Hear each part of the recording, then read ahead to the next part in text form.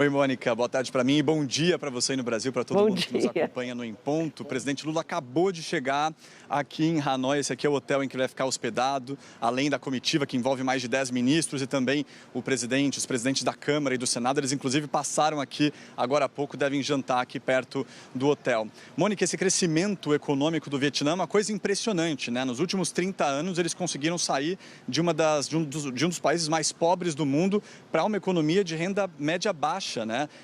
Foi um crescimento acelerado nesses últimos anos, conseguiram reduzir a pobreza também de forma drástica, né? Caiu nesses 30 anos de 60% para cerca de 4% a população que vive na pobreza. Então, o Vietnã vem se consolidando como uma economia muito forte da Ásia e para nós, né, no Brasil, também é uma economia muito importante. Como você bem disse, é o quinto mercado dos nossos produtos agropecuários, porque nesse crescimento econômico do Vietnã, o Vietnã que se industrializou muito, inclusive aqui na capital Hanoi a gente sente um ar muito pesado, muita gente usando máscara. Daqui a pouquinho eles devem liberar novamente o trânsito aqui pelo hotel onde o presidente está hospedado e vocês vão ver muita gente usando máscara ali, cobrindo, né? Muitos vietnamitas de moto cobrindo por conta dessa alta poluição do ar, as termoelétricas, as indústrias todas aqui da capital Hanoi. Então, nesse crescimento econômico, eles se industrializaram muito e estão contando com os nossos produtos agropecuários e nós no Brasil contamos também com os produtos manufaturados deles. Eles enviam para a gente compra celular,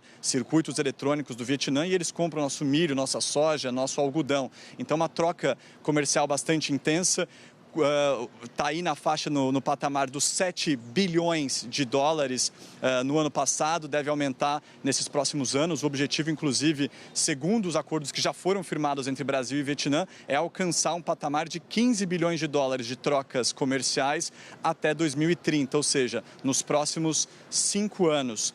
E além desses acordos comerciais que vêm sendo traçados, inclusive no sábado vai ter um fórum empresarial envolvendo empresários brasileiros. Conversei agora há pouco com alguns diplomatas brasileiros, eles disseram que entre os principais artigos dessa lista que eles estão tentando abrir mercado aqui no Vietnã, a carne bovina, que os vietnamitas pararam de importar depois da Operação Carne Fraca, e segundo ponto que deve ser, que está na pauta deles, é a venda de aviões brasileiros, a venda de aviões da Embraer, civis e militares, porque o Vietnã sempre dependeu de uma cooperação política com a Rússia, só que nesses últimos anos a Rússia tem se envolvido, né, nos últimos 3 anos, nessa guerra com a Ucrânia, diretamente com a Ucrânia e de forma indireta também com alguns países ocidentais, e por isso o Vietnã vem tentando então encontrar outros parceiros para a área da defesa. E é um relacionamento Brasil-Vietnã, um relacionamento de longo prazo, viu, Mônica? A primeira visita de Estado do presidente Lula ao Vietnã, aqui em Hanoi, foi em 2008.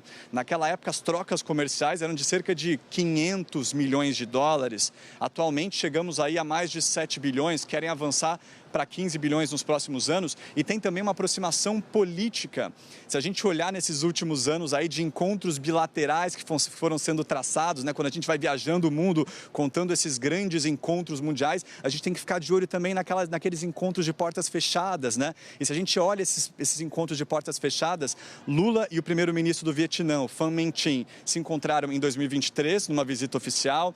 Em 2023, de novo, se encontraram no G7, no Japão, numa reunião ali às margens da cúpula do G7. E em 2024, no ano passado, o primeiro-ministro vietnamita foi ao Brasil para participar do G20 e ali também houve um encontro e naquele momento o governo brasileiro e o vietnamita assinaram uma parceria estratégica, ou seja, além das trocas comerciais que vêm avançando ao longo dos últimos anos, os dois países querem também dividir informações sensíveis de defesa. Esse é o objetivo e, inclusive, essa comitiva brasileira vem para cá, para Hanoi, no Vietnã, para estipular um plano de ação para essa troca de informações sensíveis de inteligência. Tem até um ponto sendo articulado agora envolvendo o GSI, que é o Gabinete de Segurança Institucional. Mônica.